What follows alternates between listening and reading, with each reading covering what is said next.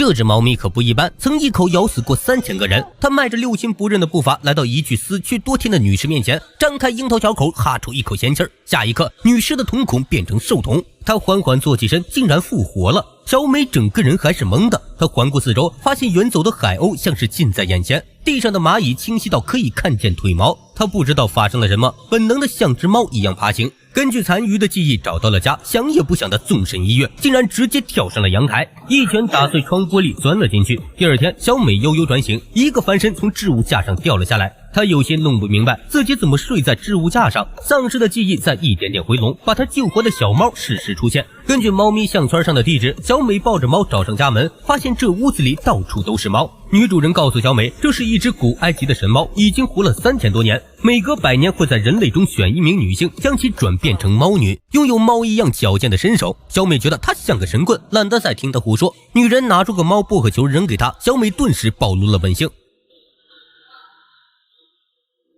女人继续对她说，其实几天前你就已经死了，是猫咪复活了你，你通过了猫咪的考验，现在是新一代的猫女。说完一把将她从2楼推下。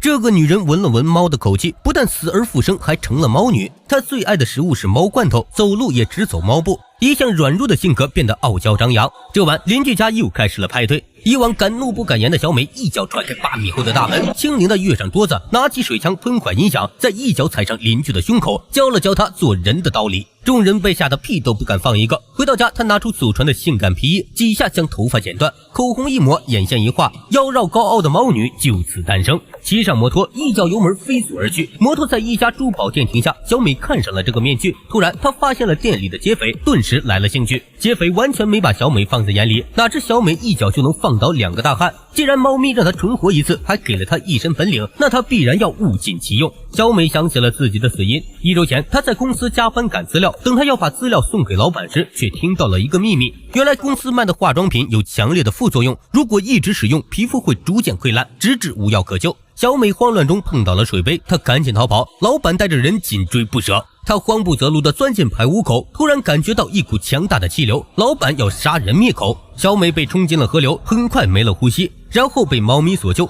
此仇不报非猫女，她来到公司找老板算账，却发现老板已经身亡。这时老板娘走了出来，扔给她一把手枪，然后按下了报警器。她这才反应过来这是陷害，可警察迅速赶到，小美就这样被抓进了监狱。这个女人想要越狱，她看到一只猫从栏杆钻了进来，于是站起身，学着猫的样子，先迈出一条大长腿，再是肩膀、脑袋，轻轻松松钻了出去。果然猫咪都是没有骨头的，猫女也是一样。紧接着从窗户纵身一跃，